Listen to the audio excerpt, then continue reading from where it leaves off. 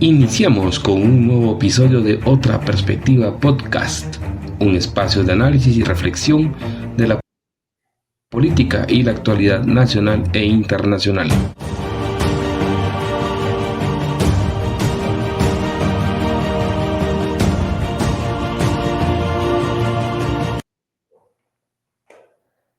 Sean bienvenidos a el episodio número 20 de Otra Perspectiva Podcast. Hoy contamos con un invitado que es Andrés Álvarez Castañeda. Él es antropólogo y consultor, con más de 25 años de experiencia como investigador social y cuenta con maestrías tanto de ciencias sociales en Flaxo, Costa Rica, como de igual manera en resolución de conflictos en Bradford, Reino Unido, y también otra especialidad, entiendo que de administración en la Universidad de Cádiz.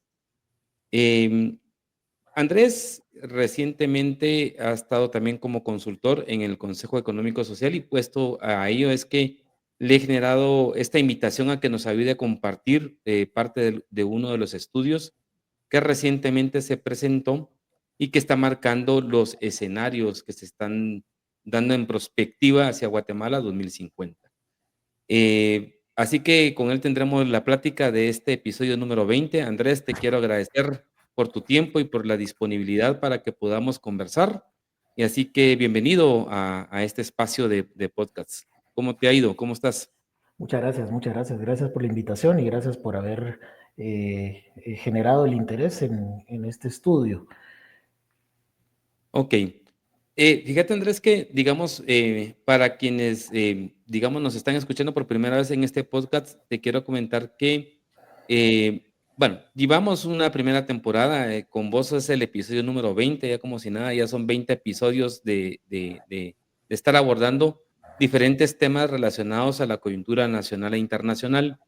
Y solo como para tener un poquito de contexto, te quiero contar que, digamos, una de las motivaciones de este espacio que hoy nos genera el Internet y las redes sociales era precisamente generar un espacio de debate, de intercambio de ideas con otros actores nacionales e internacionales sobre, digamos, cuál es el desafío que tiene el país. Y efectivamente, uno de los temas que, digamos, yo tengo como, si quieres, como un punto de referencia y de preocupación, está vinculado a temas de lo que vamos a abordar y de lo que sin duda nos vas a comentar en cuanto a los resultados de este estudio de prospectiva, que está vinculado al tema del bono demográfico, ¿verdad? Es decir, ya hay estudios que presentó recientemente la Oficina de Población de Naciones Unidas, donde está marcando que nuestro bono demográfico, digamos, está cambiando y eso implica que vamos a un proceso de envejecimiento como sociedad hacia 2045, 2050, una mayor cantidad de personas mayores de 60 años, una reducción de natalidad,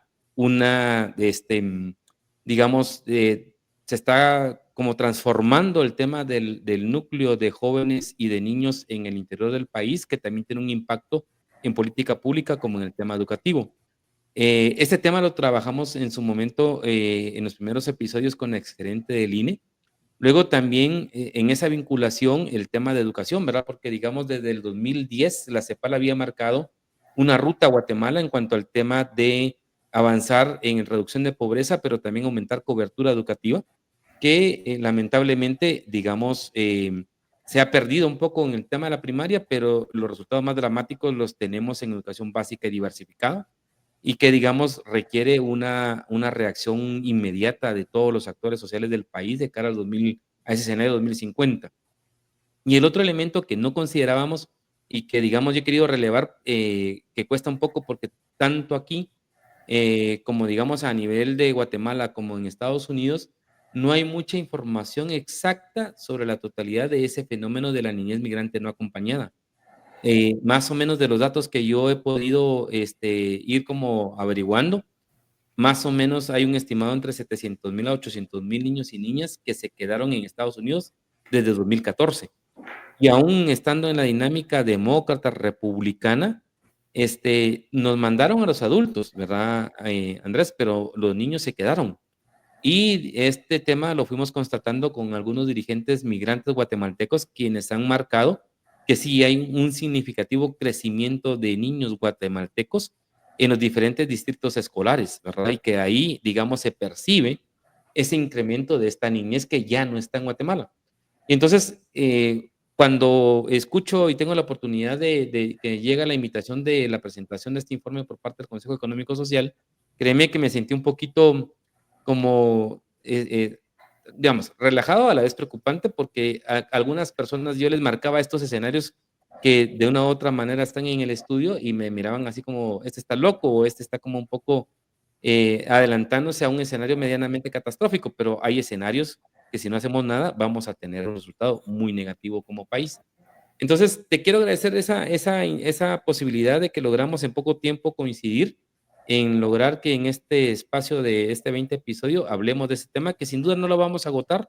A lo mejor habrán otros temas que abordaremos más adelante el próximo año, pero sobre esa muy breve pero referente introducción que te quiero comentar, me gustaría entonces preguntarte, Andrés, primero, para quienes nos están escuchando, porque este podcast también lo tengo en YouTube, pero también está en la parte auditiva, en Spotify, en iVoox, que nos comentaras primero qué son los estudios de prospectiva, para qué sirven, cómo es que surge este tema de esta inquietud, en este caso, de desarrollar este estudio en particular para Guatemala, y cómo se construyó, qué actores son los que participaron para que efectivamente este estudio se realizara y tuviera ya un resultado en concreto en cuanto a los escenarios que están identificando para Guatemala. Muchas gracias, Julio. Perfecto, con mucho gusto. Pues mira, como un punto de partida, tal vez compartir que los estudios prospectivos son una disciplina académica que tiene muchos años de existir. Tuvo sus orígenes inicialmente a inicios del siglo XX, con algunos traslapes entre lo que podría ser ciencia, tecnología, ciencia ficción, pero es en los años 60 cuando los estudios prospectivos realmente se consolidan a través de sus aplicaciones precisamente en el mundo del sector privado. Fueron petroleras como la Shell y grandes industrias aeronáuticas en Europa que empezaron a aplicar una planificación por escenarios, se le llamaba en un inicio, y básicamente lo que se busca con una perspectiva o con una metodología prospectiva es explorar cuáles son los posibles futuros sobre un tema, no necesariamente predecirlos, sino de alguna manera poder anticiparse a lo que puede suceder y a partir de eso estar listos, tener un plan de contingencia, tener un plan de acción para poder atender estos posibles escenarios. La World Futures Federation define los estudios de futuro como un arte y como una ciencia, que tiene un fuerte énfasis en la imaginación y en la creatividad, y que su propósito es descubrir las cadenas de causa y efecto que permiten de alguna manera entender lo que puede llegar a suceder, con un fuerte enfoque en la innovación y en los campos sociales y tecnológicos. El Foro Económico Mundial nos habla, por otro lado, de que la perspectiva estratégica es un estudio de tendencias. Es un estudio de tendencias que pueden afectar a una organización, a una empresa, a un proyecto, a un sistema, a un país, una región, y que sirve para definir posibles escenarios futuros, no necesariamente escenarios futuros que estén plasmados en piedra. Y el objetivo de todo esto es generar estrategias para enfrentar estas amenazas u oportunidades que nos puedan plantear los escenarios. Y tal vez vale la pena desde la academia de los estudios prospectivos definir o plantear la diferencia más bien entre la prospectiva y la proyección. Si bien es cierto que la proyección se conoce muy bien en econometría, en estadística, en algunas otras disciplinas, la prospectiva difiere un poco de la proyección. La prospectiva busca explorar y prepararnos para múltiples futuros posibles, mientras que la proyección se enfoca en predecir un futuro específico basado en ciertas tendencias. Hay similitudes, pero hay diferencias muy importantes. Y bueno, eso me lleva a la segunda parte de tu pregunta, donde indagabas de dónde nace Claro. este estudio. Y bueno, debo aclarar que la posición final del documento, pues ya hay un resumen ejecutivo que está circulando por ahí y el documento va a salir en su versión final impresa en enero. Yo aquí estoy hablando desde mi experiencia como uno de los consultores del equipo que trabajó el estudio, como el autor principal. Y bueno, te puedo decir que fue muy importante lo que vos mencionabas de contar con nuevos eh, proyecciones demográficas y nuevas tendencias, especialmente en función del bono demográfico a partir del estudio publicado de UNFPA.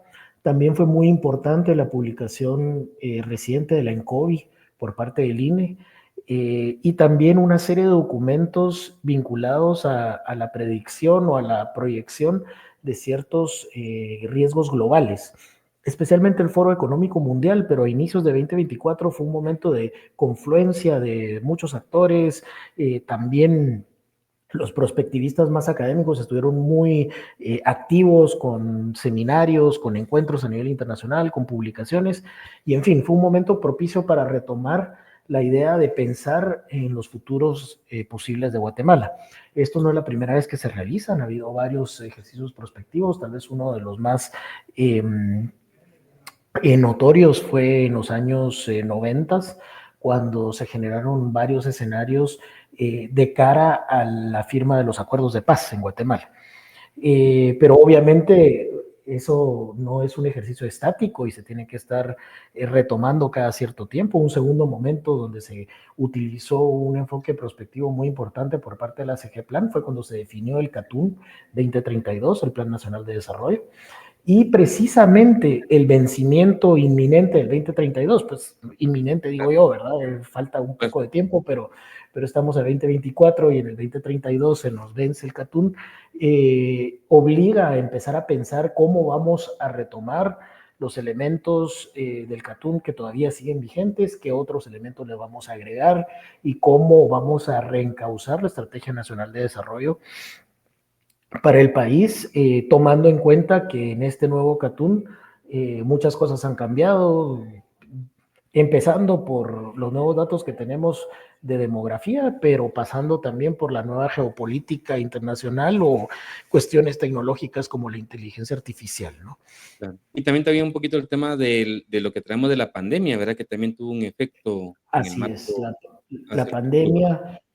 Y específicamente para Guatemala, pues un momento de inflexión después de 2015, después de dos administraciones que para algunos o muchos tal vez no llenaron las expectativas, la esperanza de una nueva elección, también el proceso de desencantamiento después de las elecciones y bueno, estamos en un punto de inflexión. Tal vez al final de cuentas, sin posicionarnos a favor o en contra de nadie, sí decir que todos estos elementos de contexto hacen que propicio un momento de corte para hacer un alto en el camino y una reflexión profunda acerca de cuál va a ser el futuro de este país.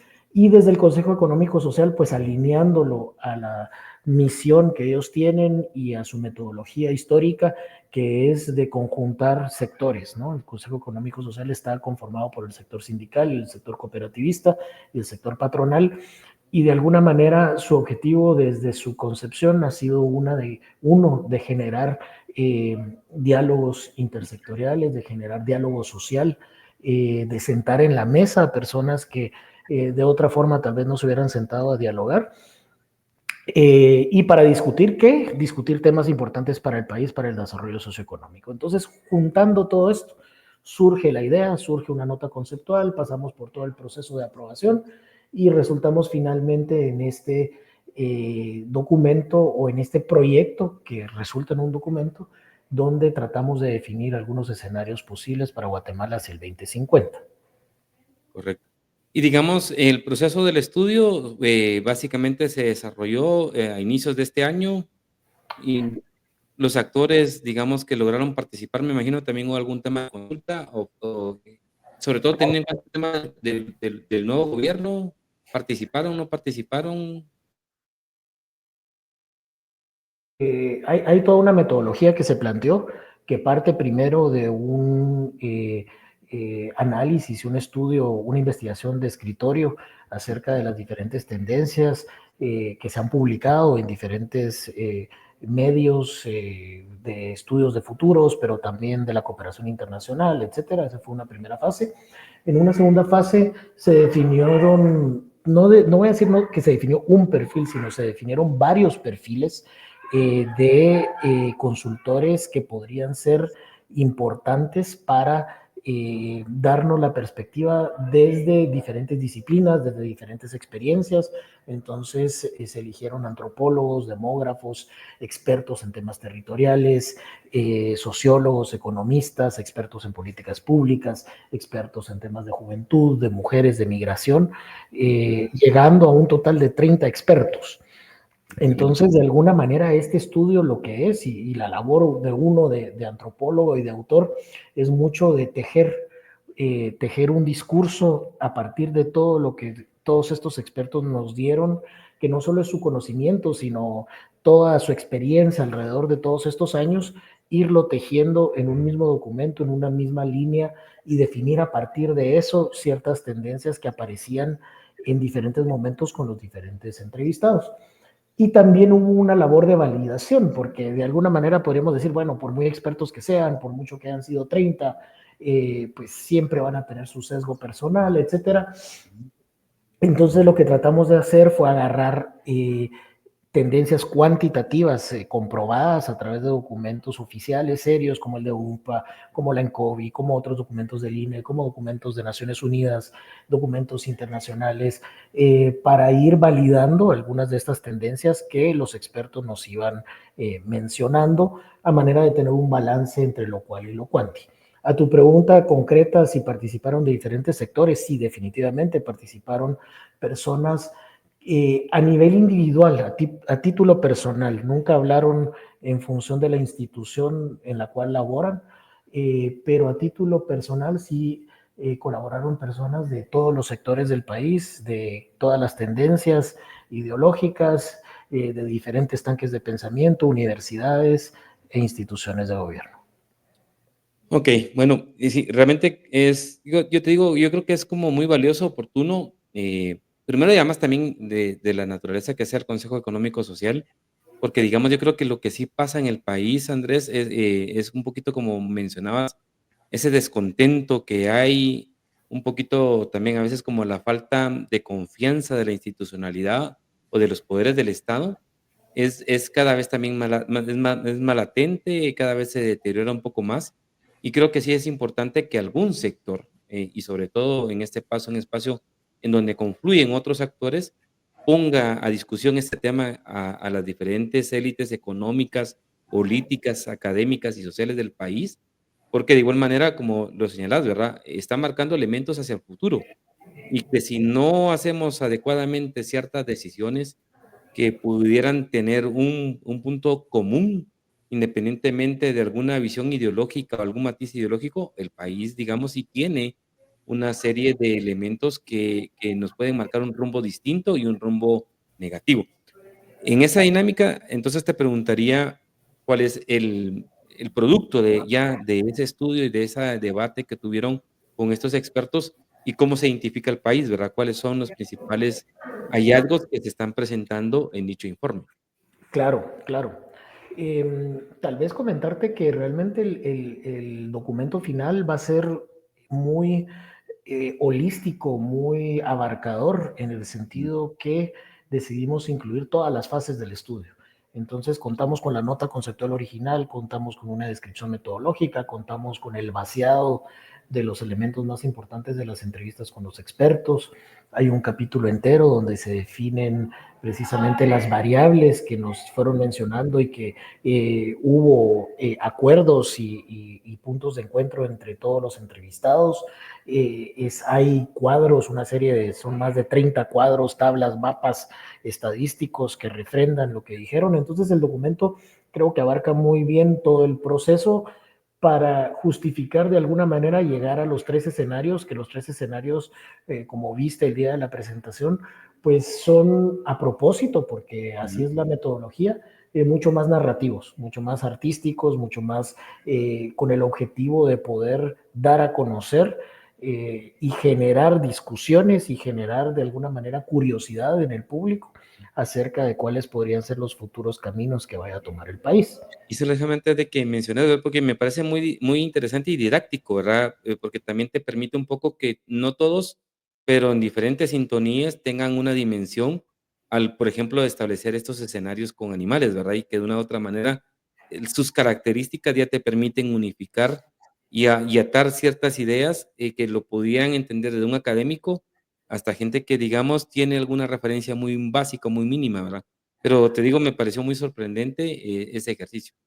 Así es, precisamente parte de la metodología, la parte final, digamos, es generar metáforas poderosas que de alguna manera ayuden a ilustrar todo el trabajo anterior que se hizo, que es cuantitativo, cualitativo, académico, riguroso, pero que a partir de estas metáforas poderosas, que en este caso elegimos los animales y ya vamos a llegar a eso Ujú. para el público que nos está escuchando, vamos a poder llegar a diferentes públicos, como bien decías. Eh, Unos escenarios narrativos se pueden adaptar a un público de educación primaria, por ejemplo, así como se presentó ese día ante una serie de expertos y funcionarios públicos. Y digamos siempre esta dinámica de un escenario, aún ya vas a comentarlo ahí por el tema de la referencia, digamos también de un escenario como muy negativo, un intermedio y el óptimo, ¿verdad? Que podría ser como la referencia, dependiendo de las decisiones y el enfoque que se pudiera tener o que se pudiera adoptar por las próximas autoridades de gobierno y Congreso de la República, inclusive, o alcaldes, ¿verdad? Entonces, ¿cuáles Sí, son esos escenarios? ¿Cuáles son esos escenarios para que nos compartas uno por uno? voy a ir un par de pasitos para atrás, solo para que el público nos pueda entender bien, en el sentido que después de extraer estas variables, que fueron 13 en este caso, y me gustaría Ujú, hablar un poquito de cada variable, se hace un ejercicio de definir cuáles son las tendencias actuales dentro de cada una de estas variables. Las tendencias pueden ser, valga la redundancia, neutras o tendenciales, o sea, hacia dónde vamos. ¿Qué pasa si no se actúa sobre esas variables y seguimos haciendo las cosas tal y como las estamos haciendo? ujú, Unas tendencias negativas, o sea, ¿qué pasa si la situación empeora en función de esa variable? Y tendencias positivas, que es qué pasa si actuamos de alguna manera muy conscientemente para transformar la realidad que está detrás de esa variable para efectuar cambios positivos en el desarrollo sostenible del país. Eh, ese ejercicio es un ejercicio que toma mucho tiempo porque eran 13 variables cruzándolas por sus 3 desenlaces posibles. Entonces ahí la matemática va aumentando, ¿no? claro, claro. Pero además también para cada variable se definieron lo que se denominan cisnes negros, cisnes blancos o wildcards, dependiendo de la versión académica que estemos utilizando, pero que en esencia son escenarios o desenlaces de las variables que podrían ser inesperadas, tal Ujú, vez un poco alejadas de las tendencias actuales, pero que siempre se enmarcan dentro de lo posible. O sea, no son totalmente descabelladas, son cosas que podrían llegar a suceder algún día. okey. Entonces, ya para entrar totalmente en materia, pues mencionar que las 13 variables que se definieron después de mucha discusión y pasamos de 25 o 27, no me acuerdo bien, a 17, después Ujú, a 13, y son estas las 13 variables de las que voy a hablar ahorita, las que quedaron finalmente dentro del estudio. A okey. nivel demográfico se definieron dos caras de la misma moneda, que es por un lado el bono demográfico, que es contar con población con mayor número de población económicamente activa que la que no está activa, ese es el bono Ujú, demográfico tal y como está definido, y todas las implicaciones de los desenlaces que puede tener eso si, por ejemplo, no tenemos políticas educativas para el trabajo, para el entrenamiento laboral o para el tipo de trabajo que podríamos atraer inversión ujú, extranjera en los próximos años, políticas específicamente encaminadas hacia las necesidades de la juventud, hacia reencantarlos, diría yo, o reenamorarlos mm, con el sistema democrático. Hay algunas tendencias ahí como la Latin American Public Opinion Project de la Universidad de Vanderbilt que nos demuestra que la cultura política democrática guatemalteca viene en franco declive cada vez menos las personas creen en la democracia, cada vez menos están dispuestas a apostar en la democracia como el mejor tipo de gobierno, cada vez más hay apertura hacia lo que se llaman las tentaciones autoritarias, más justificaciones, las personas están más dispuestas a justificar un golpe de Estado, por ejemplo, si eso trae bienestar económico, o si eso trae seguridad ciudadana, o si eso trae una serie de cosas positivas para la sociedad. Entonces, digamos que la primera variable es esa necesidad de enfrentar realmente las necesidades de esta juventud productiva, ¿no? Claro. Y la otra cara de la moneda, como bien mencionabas, realmente para el 2070, un poquito más allá del 2050, para el 2070 ya nos vamos a haber gastado por completo el bono demográfico y ya vamos a tener una población predominantemente mayor de edad, que esto tiene sus consecuencias en los regímenes de seguridad social, cómo vamos a costear eso, tiene consecuencias en el sistema de salud, no es lo mismo tratar salud preventiva, vacunas, etcétera, nutrición con jóvenes, que tratar enfermedades crónicas, diabetes, obesidad, presión alta, todas las consecuencias que trae esto, ya a una edad más avanzada. Entonces, son dos caras de una misma moneda y tenemos un doble reto.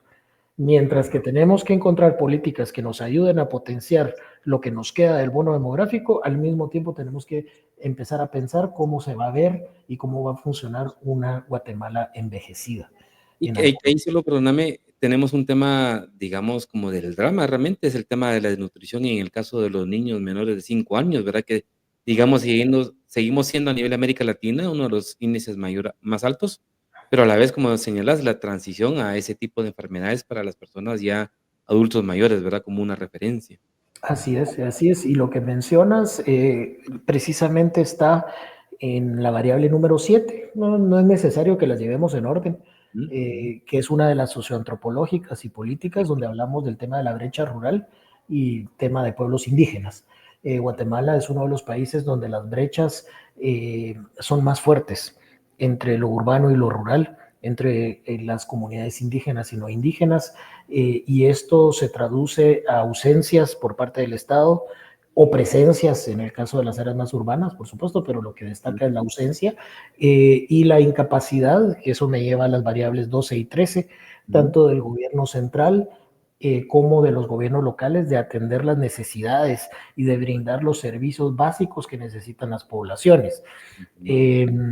Y por supuesto, la desnutrición que mencionas es alarmante y nos debería de, yo creo que avergonzar a los Sí, guatemaltecos.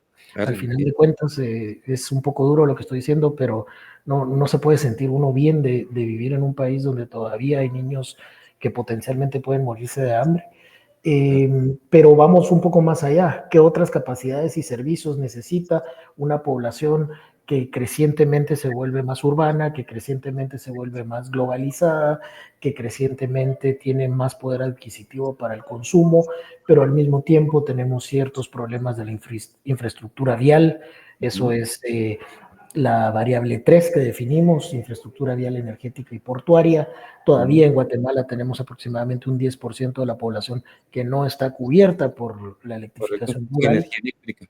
Así es. Entonces, esto nos lleva al tema que decía yo de las brechas. Hay muchas brechas y estas carencias de brindar los servicios y de contar la infraestructura adecuada se empeoran conforme más nos adentramos al área rural del país.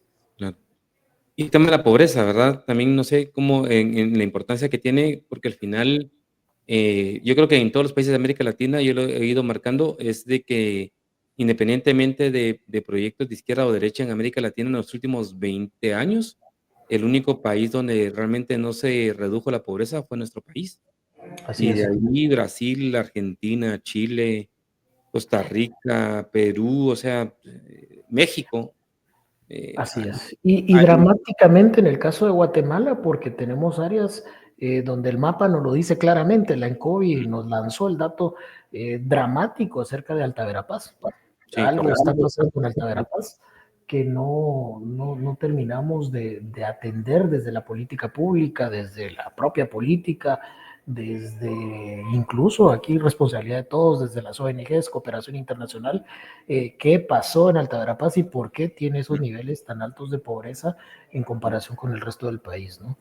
Así es. Entonces, bueno, siguiendo un poco con las variables, hay una variable innegable, la número 4, que es la inversión extranjera directa, que esto va mucho en la línea de qué tipo de inversión quiere atraer el país, ¿sí? Y partiendo de las potencialidades, de las fortalezas de lo que ya tenemos, incluso que podrían ser, por ejemplo, los contact centers y toda la industria de call centers, pero que recientemente AmCham y algunos otros, me corrijo, no sé si fui a AmCham o a Gexport, pero recientemente salió un dato ahí de las oportunidades perdidas en Claro. algo que consideramos que ya tenemos bien establecido, como pueden ser los contact centers, pero hay oportunidades perdidas de millones, porque aún no contamos con suficiente población joven que maneje adecuadamente el inglés y otros idiomas, que eso podría ser el extra para terminar de consolidar esa industria. Pero aparte, ¿qué otras industrias podemos terminar de traer al país, aparte de las ya tradicionales, como la textil, etcétera? ¿Y qué se requiere? ¿Cómo se van enlazando estas variables? Por ejemplo, y potencial para establecer proyectos industriales en Huehuetenango, en Quetzaltenango, existe, pero no contamos con la infraestructura energética Correcto. para instalarlo. No contamos con la infraestructura vial para generar las cadenas logísticas que se necesitan. Entonces, todo se va encadenando, ¿verdad? Y que al final de cuentas también tiene que ver un poco el tema de planificación también de gobierno, porque, digamos, yo te digo, un poquito por la experiencia, profesional en el Congreso, el tema de este tipo de leyes que están vinculadas al tema de incentivos fiscales, pero que al igual yo creo que algo hemos estado haciendo mal, no desde ahorita, sino que ya más o menos una década hacia atrás, que finalmente tampoco es un tema atractivo para que generes, este tema de inversión extranjera en industria que de igual manera te genere fuentes de trabajo, porque hoy si uno revisa, la inversión extranjera directa está en minería, en telecomunicaciones, digamos, yo ahorita se me fue el tercer rubro que tienen, pero que al igual, digamos, el tema del impacto en la generación de empleos se ha quedado como bastante limitado, ¿verdad? O el tema del inglés, de 2015 USAID tiene identificado que el nivel de inglés que teníamos en los básicos era pésimo. Y ahí estaba la dinámica del los call center en la formulación de que aprendiera inglés en 9 meses, ¿verdad? Pero creo que también tiene un poquito de tendencia de quién dirige el país o cómo se articulan las fuerzas para poder superar esas variables. Y yo creo que esa articulación es clave, Julio, porque al final la responsabilidad es de muchos actores. Entonces, ¿cómo realmente entran en escena los actores privados, públicos, las gremiales, los emprendedores individuales, los líderes comunitarios, para realmente generar una estrategia? Es que al final de cuentas, si cada quien está jalando por su lado y cada quien tiene una genialidad que se le ocurre, que es, no, Guatemala es un país turístico, no, Guatemala textil, Guatemala contact center, podrían ser varias opciones a la vez, no estoy diciendo que se tenga que reducir, pero enmarcados dentro de una sola estrategia y que esa estrategia contemple también las demás variables, algunas de las que ya hablamos, como de infraestructura o como la capacidad del Estado de brindar servicios o de generar bienestar para la población. Ujú. Okey, correcto. Y de ahí de las otras variables que has ido mencionando, alguna, digamos, que tuviera un poquito más de relevancia entre la parte, digamos, de política pública, por ejemplo.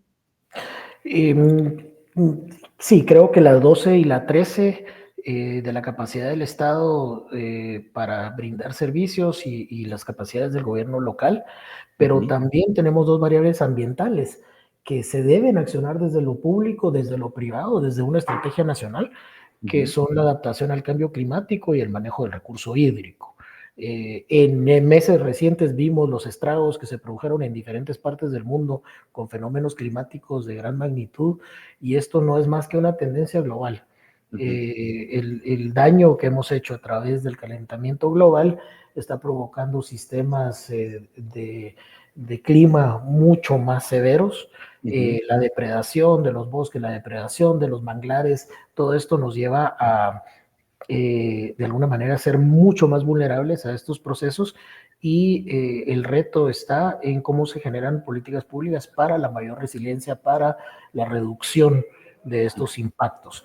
Y específicamente en el ambiental, la variable 11 que definimos, que es vital para un país, para Guatemala, que además tenemos la dicha de, bueno, que no somos un país desértico, no somos un país en el Medio Oriente que tiene que desalinizar el agua, hay muchas fuentes de agua, pero se necesita un manejo correcto del recurso hídrico, una institucionalidad. Yo creo que el tema de la ley es importante, se ha discutido muchas veces, pero la ley no es más que una regulación de algo que viene antes, que es una institucionalidad, y con esa institucionalidad viene o se espera poder generar una cultura de manejo del recurso hídrico que al final de cuentas yo creo que es vano estarnos peleando por este tema porque todos los usos son importantes para el desarrollo del país.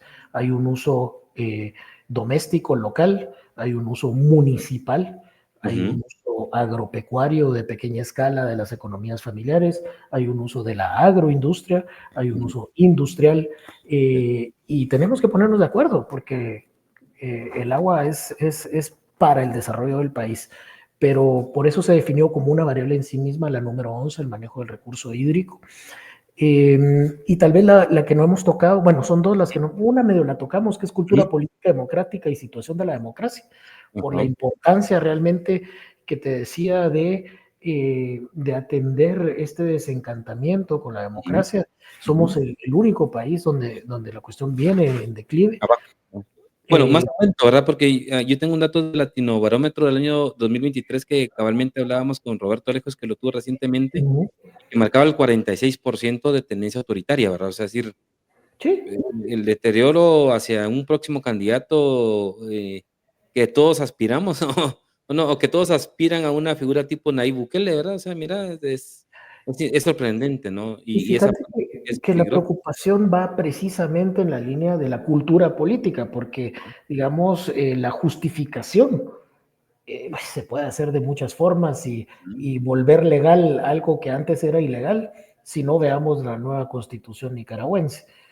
Es muy fácil cambiar un papelito para que las cosas aparenten ser legales, pero la legitimidad del sistema democrático, la cultura de nosotros como Guatemala, como entes democráticos, eso es lo que está en juego. Y eso Y es el lo que otro creo que no hemos atendido sí. adecuadamente. Y ahí fíjate que en ese componente está también el tema de la participación de los jóvenes, y que de igual manera te reinsisto con Roberto Alejos, ¿verdad?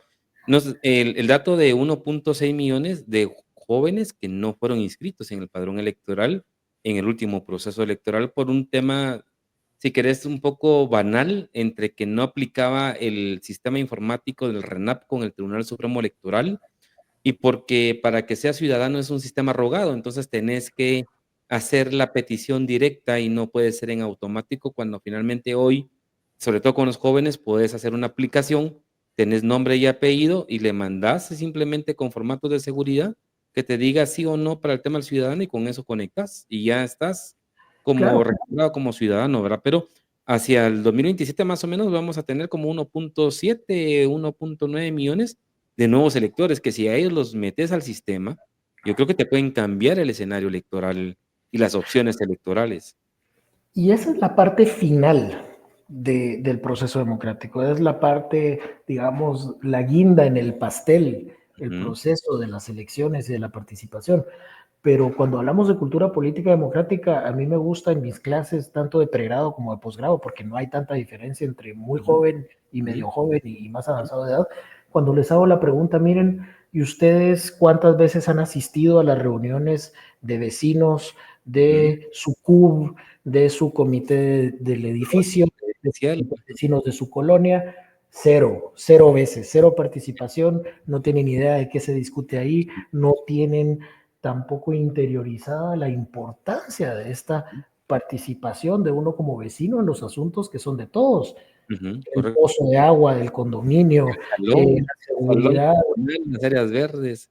Decímelo, yo he sí, sido presidente, he estado en una junta directiva y cómo cuesta, así efectivamente. es. Y eso que hay un nivel de profesional aparentemente es nula, la apatía es muy, muy alta. Así es, así es. Entonces, por eso la variable 8 la definimos fuertemente en cultura política democrática, situación de la democracia.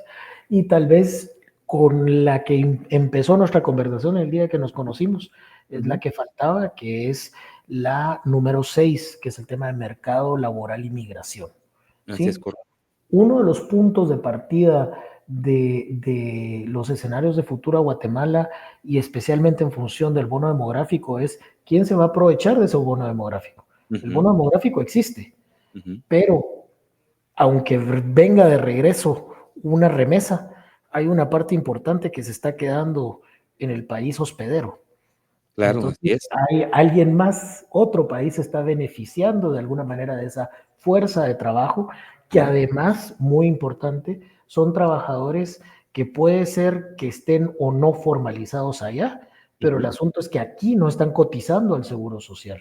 Claro, Entonces así es no están correcto. contribuyendo al bienestar a largo plazo del sistema de protección social, especialmente cuando estas personas dejen de ser jóvenes, los deporten, regresen a Ujú, Guatemala, estén enfermos, estén lesionados. ¿Quién va a velar por ellos si no se cotizó, si no se fortaleció ujú. un sistema de Correcto. seguridad social? Así es correcto. Y que de igual manera en el país en donde están tampoco, ¿verdad? Y entonces es un nivel de indefensión, en ambas vías, ¿verdad? Que es un tema, em, que digamos sí es un punto como de referencia, de preocupación y que también habría que establecer una política pública, que debería de facilitar la institucionalidad pública. Yo ahorita te cuento, he estado viendo un tema del programa del programa voluntario de inmigrante, y realmente, aunque digamos, es interesante que el ICS haya habilitado esos programas, la complejidad para el acceso, para la inscripción, es realmente desmotivante. Entonces sí, es un punto que sí, yo creo que también es relevante para la parte de proyección hacia el futuro, ¿verdad? Sí, sí, así es. Y por supuesto que hay otras dinámicas muy complejas que mencionaste de la niñez migrante, Mm, las comunidades que se quedan prácticamente vacías o solo así es. con ancianos, las familias que de alguna manera finalmente se desintegran, o sea, a Ujú, pesar de los esfuerzos, ujú, a pesar del amor sí, que une una pareja, al final de cuentas mucho muchas familias terminan desintegrándose por la distancia, por los años de vivir afuera, y eso tiene después otras implicaciones. El señor empieza una segunda familia, ya se reduce la cantidad de remesas que se envían de ujú. regreso o se paran por completo, y entonces tenemos una familia que queda indefensa en Ujú. Guatemala en función de las necesidades de la nueva familia en el norte, ¿no? El fenómeno de los abuelos cuidando a los nietos, ¿verdad? Y, como un referente. Fíjate que yo tengo una anécdota personal, recientemente, mitad de año estuve en Canadá, eh, y bueno, cuando estuve en el aeropuerto había digamos, un migrante que vivía en Los Ángeles, pero era originario de Chimaltenango, y él me constataba un poquito el conflicto que existía también entre las comunidades de los guatemaltecos en Estados Unidos, porque digamos, la lógica de los jóvenes, él me decía: "Mira, mi comunidad se cuadruplicó en los últimos 2 años, de guatemaltecos", muchos de ellos jóvenes, ¿verdad? Y el dato que él tenía es de que, muchos iban con la lógica de trabajar, y que el sistema americano hoy les estaba abriendo a estos niños, era primero tutelaje judicial, ¿verdad? Por el tema de saber su estatus legal, que se los han prolongado con audiencias de 3, 4 o 5 años. Es decir, pues básicamente están ahí y se van a quedar ahí. Pero el otro elemento es de que en el tema de la educación, él decía, esa oportunidad no nos la dio el sistema americano. A ellos sí se los está dando y les está permitiendo que puedan transitar de un salario mínimo, por ejemplo, de $11 a tener formación, a llegar a 15, 20 o un poco más. Claro, Pero el escenario era de que los niños o los jóvenes estaban con la dinámica de, digamos, más de un tema de consumo, era ahorrar porque faltaba su primo, o faltaba su hermano, o faltaba algún miembro más de ese círculo familiar que están generando no solamente el pago de la deuda porque llegaron a Estados Unidos, sino porque falta todavía alguien más de ese grupo familiar para poderlo llevar a los Estados Unidos. Y él me decía: "¿Te imaginas ¿qué va a pasar cuando todos esos núcleos familiares estén ya en los Estados Unidos? Las remesas van a bajar también y tienen un impacto, ¿verdad?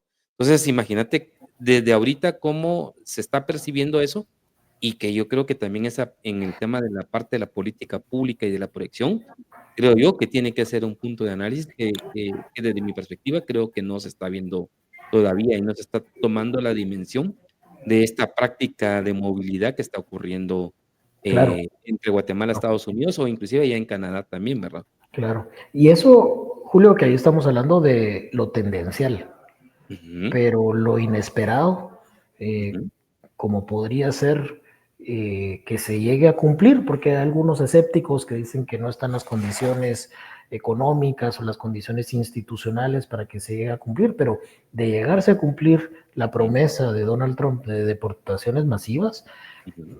tal vez 2 millones es demasiado, pero te pongo, ¿qué pasa si con que sean 200,000 guatemaltecos que nos regresen? Claro, ¿Qué va a pasar con la economía del país? así ¿Dónde es. vamos a ubicar a estas personas? ¿En qué tipo de trabajos? ¿Qué tipo de oportunidades van a tener? ¿A qué tipo de comunidades regresan? Ujú, ¿Bajo qué correcto. condiciones van a regresar? eh, no sé, humillados, Ujú, ujú, rechazados por la comunidad porque ya no van a generar lo que generaban antes. ¿Qué dinámicas internas va a tener cada individuo en función de no poder conseguir trabajo? ujú, ujú. Realmente el tema migratorio es fundamental para pensar los próximos 25 años del país. Así es, correcto, correcto. Yo solo antes de que entremos al tema de los escenarios que sale el estudio, tal vez solo quisiera recuperar un poco el tema ambiental. Fíjate que, digamos, por la dinámica de, como te insisto, un poquito de mi experiencia más parlamentaria, hay un escenario interesante ahorita de agenda ambiental, cabalmente el tema de la ley de aguas, por ejemplo, o el tema de la ley de restauración forestal, o algunas protecciones de algunas zonas marino-costeras, por ejemplo, la ley de pesca, que también implica mucho el tema de la economía.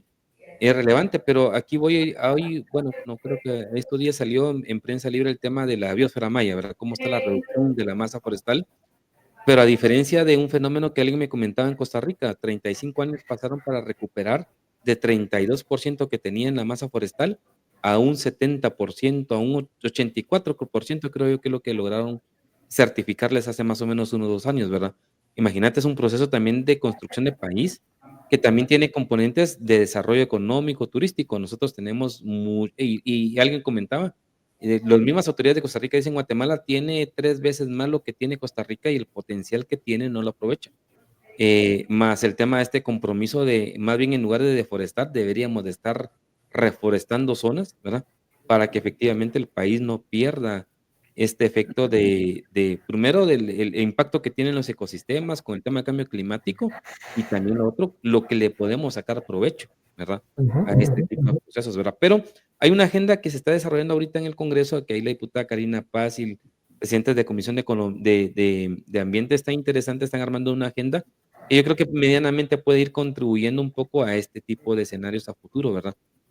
Porque no todo, hay cosas que no se están haciendo, pero hay otras en las que creo que hay avances. Lo que indicabas es que sí se necesita quien articule y quien, digamos, haga una proyección no solo desde tu espacio o tu islita, sino que lo vea completo y global, ¿verdad? Para que efectivamente tenga efectos para todo el país. Claro, claro. Y regresando un poco al tema de la visión macro de los escenarios, de tener todas las opciones sobre la mesa, de contar con una política nacional que unifique todas estas perspectivas que decías, pero también regresando al tema de la cultura. O sea, al Ujú, final de cuentas, hay en Guatemala prácticas de sostenibilidad forestal en ujú, Totonicapán, hay experiencias con políticas exitosas como el manejo, los incentivos forestales, así eh, eh, y sí, es parte de un todo, ujú, ¿sí? Pero como país muy enfrascado en las discusiones políticas del momento, solo vemos la parte de la ley, ujú, pero como te ujú, decía, detrás de la ley hay una institucionalidad, detrás de la correcto. institucionalidad hay actores que se pusieron de acuerdo, detrás de Ujú, eso idealmente debería haber una cultura que impulse ciertos cambios o ciertas actitudes o prácticas sociales, ¿no? así es Entonces, correcto. es esa visión global la que creo que nos falta y la que espero que este documento contribuya. El documento se entregó a la CGPLAN, al secretario Mendoza, y pretende ser pues un insumo para los procesos de planificación desde el Estado, pero también un insumo para los procesos de diálogo y discusión en los cuales pueda participar el sector privado. Correcto. Bueno, y ya por el tema de ir viendo el tema del tiempo, ¿cuál es entonces ese primer escenario, que ya, digamos, refleja el estudio? Lo bueno es que me vas a tener que invitar de nuevo Claro, para profundizar en los escenarios, así es, claro, claro, claro. pero sí, los tres escenarios que se definieron, primero, un escenario negativo, utilizamos la metáfora del armadillo. El Ujú, armadillo es un animal que se enconcha en sí mismo, que se protege con su armadura, que se ujú, aísla, que su mecanismo de protección es aislarse, protegerse a sí mismo y no le importa todo lo demás. Y ujú, entonces en este escenario vemos a una Guatemala donde los problemas se atienden desde lo local. Cada municipio vela por sí mismo, cada aldea vela por sí misma, cada sector vela por sí mismo. No hay diálogo, no hay confianza, no se genera confianza, ujú, y no hay una estrategia pensando en la mamá armadillo. La mamá armadillo se enconcha, los ujú, bebés armadillos se enconchan, nos huyen a la selva. Y eso ujú, es un poquito lo que podría pasar dentro de un escenario negativo en Guatemala. El armadillo, cuando está enconchado, reduce su ritmo cardíaco. Eso podría ser una buena metáfora del tema de la infraestructura energética. No se ajá, invierte la energía que se requiere para poder realmente salir de los problemas en los que estamos. ajá, Ese ajá, sería el escenario del armadillo. Un segundo escenario que sería el tendencial, escogí la parlama, porque la parlama tiene una estrategia reproductiva masiva. Tiene ujú, muchos huevos, ujú, eclosiona muchos huevos, ujú, pero de los cuales muy pocas de las crías llegan al alta mar, y las que llegan al mar, muy pocas de esas sobreviven, ¿no? ujú, Entonces, una ujú, estrategia tipo escopeta es ujú, una mamá, si lo queremos ver así, que invierte mucho tiempo y mucha energía en este proceso, pero no lo hace eficientemente. ujú, Y las crías que salen al mar y salen a la playa y después al mar son de alguna manera la metáfora de nuestros migrantes, que es así como, miren, yo les di lo que pude, no están bien preparados para esta aventura, pero salgan y hagan lo que puedan, ujú, y a ver quién sobrevive, ¿no? ujú, correcto. Y el último escenario es el escenario del jaguar. Como la mayoría de mamíferos, pero especialmente los mamíferos carnívoros como el jaguar, no tienen muchas crías, tienen pocas, Ujú, pero le invierten mucho tiempo a cada cría. La ujú, mamá jaguar pasa mucho tiempo con sus crías, les enseña a cazar, les enseña a protegerse, les enseña a cuidarse de ciertas plantas, de ciertos ujú, animales. Y esa ujú, es un poco la metáfora de una Guatemala en donde hay un Estado central fuerte, ujú, gobiernos locales que pueden brindar los servicios necesarios, donde hay la infraestructura vial y energética necesaria, y donde las crías eventualmente van a ir a explorar ujú, y tal ujú, vez regresan o tal vez ocupan otras partes de la selva. Y esa es una metáfora del tema migratorio, ujú, ujú, donde la migración va a seguir existiendo.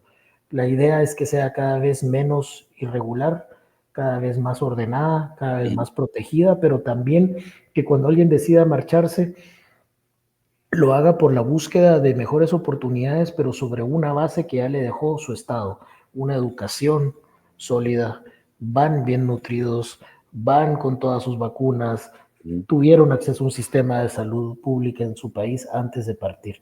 Esa es la metáfora del jaguar, una buena mamá que le ujú, brinda todo lo necesario para que sobrevivan, y que al final las crías llegan a convertirse en los reyes de su territorio. claro, El jaguar no tiene enemigos naturales más allá que el ser humano, y de la misma ujú, manera la idea del jaguar es Guatemala posicionándose como el líder que siempre ha aspirado a ser y que siempre ha tenido el potencial de ser en la región, por su ujú, riqueza natural, por su riqueza ujú, cultural, por su posición logística privilegiada, por todo lo que tiene de potencialidades, pues realmente aprovechar esas potencialidades y convertir al país en ese jaguar que todos deseamos. ujú. Okey, interesante. En este espacio, digamos, de cuál pueda, digamos, como tener predominio, o es el armadillo, o es la parlama, o es el jaguar. Digamos, yo te preguntaría 2 elementos. Uno es, Para que eso ocurra, tiene que haber un proceso también de articulación, no solamente desde la parte, digamos, del sector económico, pero también del sector político. Digamos, ¿qué elementos tendría que existir como de articulación entre ambos para efectivamente determinar, uno, cuál es el escenario que podría ser el que predomine? Y el otro elemento es el tema del recurso, porque al final de cuentas, para eso hay políticas, inversión en infraestructura, en inversión en educación y en salud, ¿verdad? Con los desafíos que hay. Eh, por ejemplo, el hecho de las transferencias, que de una u otra manera alimentó el tema de la educación primaria y que se perdió para básicos y diversificados, te implica que tenés que cuadruplicar, por ejemplo, el presupuesto en el Ministerio de Educación y no digamos de salud. Digamos, estos elementos como desafíos, ¿cómo se articulan para que puedan operar y, digamos, se pueda posicionar uno u otro escenario entre el armadillo, la parlama del jaguar? Perfecto, sí. Mira, yo te diría que la parlama es el tendencial, Ujú, tiene sus riesgos, es hacia donde vamos y es donde desperdiciamos el bono demográfico, donde vamos a llegar al 2070 sin estar listos para atender una población envejecida. Es ujú, como siempre, las cosas nos agarran desprevenidos, ¿sí? ujú, Y seguimos las mismas tendencias de hasta ahora. Yo te diría que nivel de probabilidad que suceda, tal vez el de la parlama, por ser el tendencial, es el ujú, escenario al cual vamos, ujú, pero estamos muy cercanos por el deterioro democrático, por no atender adecuadamente a los jóvenes, por el deterioro de la infraestructura vial, energética, portuaria, etcétera. Estamos muy cercanos también de caer en un escenario del armadillo. ujú, Como bien decís, la articulación de fuerzas para llegar a un escenario del jaguar es en buena medida dependiente de elaborar un buen plan nacional de desarrollo, de ujú, generar un CATUM 2.0 que realmente se actualice, que realmente tome en cuenta este como uno de muchos otros insumos que pueden haber, pero que también se operativice. Yo ujú, siento que de alguna manera el CATUN está presente en los ejercicios de planificación. Yo estuve en el Ministerio de ujú, Economía un tiempo ujú, y conocí muy bien los ejercicios de planificación y de presupuestación y también conozco los planes de ordenamiento territorial y cómo de alguna manera obligatoriamente uno tiene que tratar de alinear lo que quiere hacer con los objetivos de un plan nacional, pero yo creo que debe ser en esta segunda oportunidad, con un nuevo plan actualizado, debe ser un ejercicio mucho más interiorizado, mucho más accionable desde la política, como bien decís, pero no la política partidaria, sino ujú, desde la acción política, desde la voluntad política de decir, queremos tener un país mejor planificado, mejor ordenado, que brinde mejores servicios a sus ciudadanos, que genere más bienestar. Y eso al final, Julio, y yo creo que regresamos al inicio y al punto de partida de todo eso, esa es la razón de ser del CES y ujú. eso es por lo cual se pone este documento bajo la mesa para que en los próximos, no nos queda mucho tiempo, pero nos podemos Claro. dar el lujo de unos 5 o 6 años de generar grandes consensos, grandes espacios de discusión, grandes diálogos sociales a nivel nacional, pero también territorial, para definir cuáles van a ser los elementos que queremos en esa nueva política nacional de desarrollo. Y digamos, en la parte práctica, porque señalabas el tema del Catum, ¿verdad? Igual yo viví un poquito ese proceso, cómo se generó, pero digamos, fíjate que me retrotrae aún en el 2010, sí, creo yo que fue que visitó Lula al presidente Coloma acá. Hubo un punto interesante que marcó con el tema de ese fenómeno, de esa primera gestión de Lula, en el tema de la pobreza, los programas sociales, la parte económica, y que decía que había un acuerdo político o un acuerdo entre los diferentes sectores que nadie debatía, por ejemplo, reducir pobreza o lograr aumento de cobertura educativa.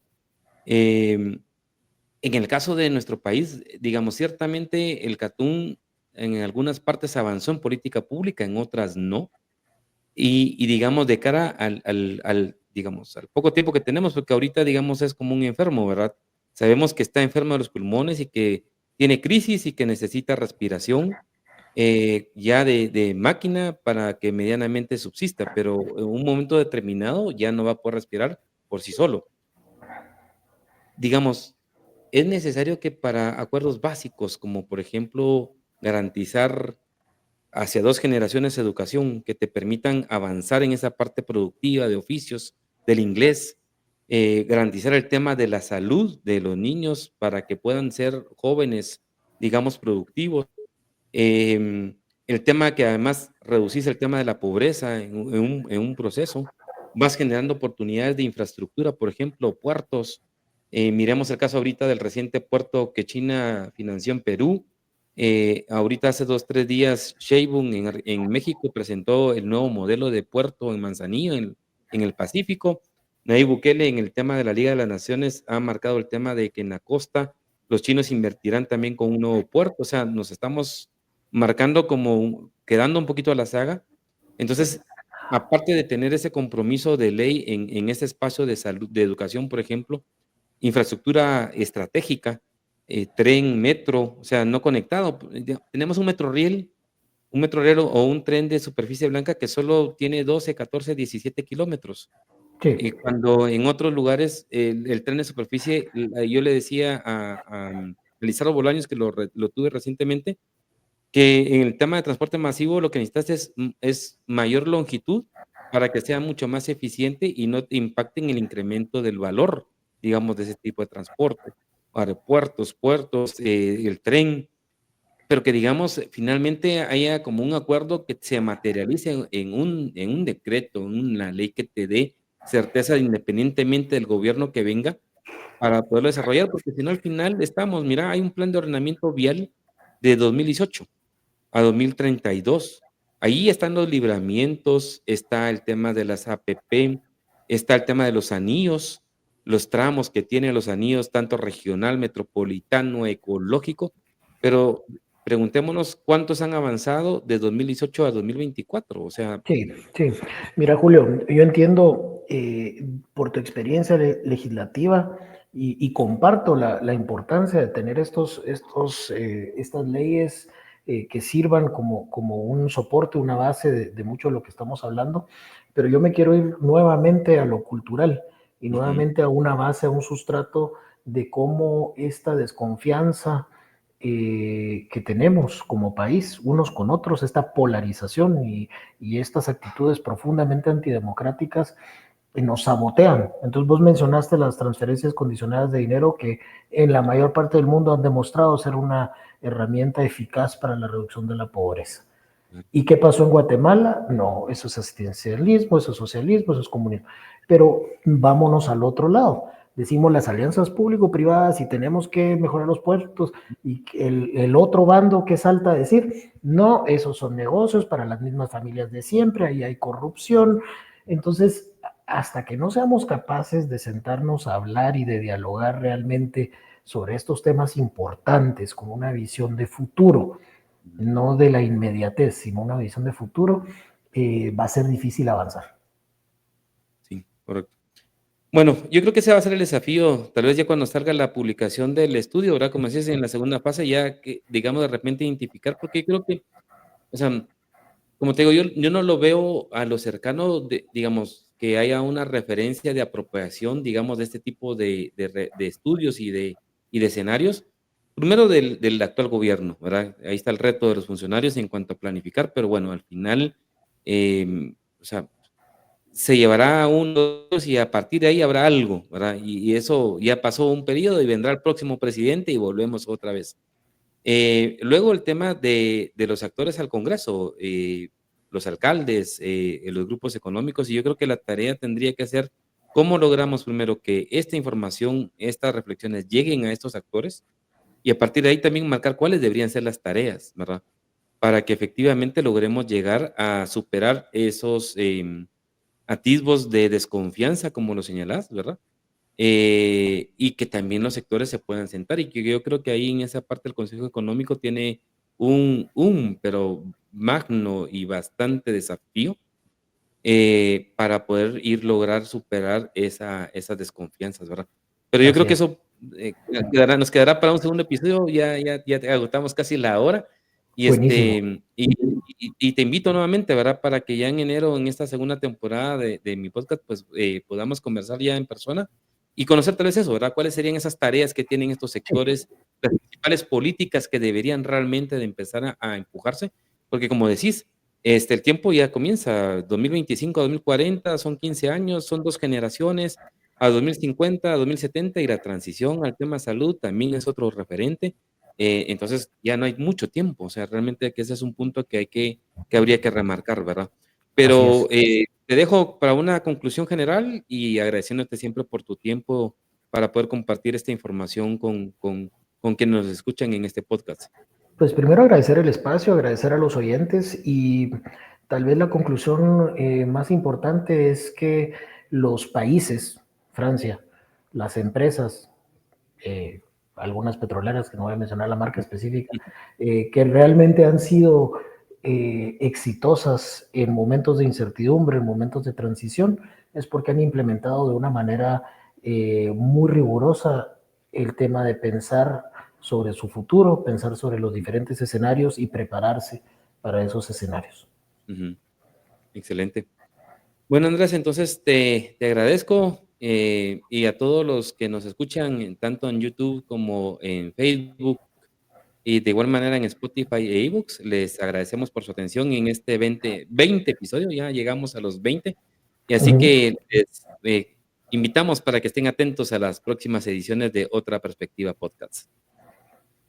Mucho gusto. En otro episodio de Otra Perspectiva Podcast. Síguenos en nuestras plataformas en YouTube, Facebook, Twitter, Spotify e eBooks.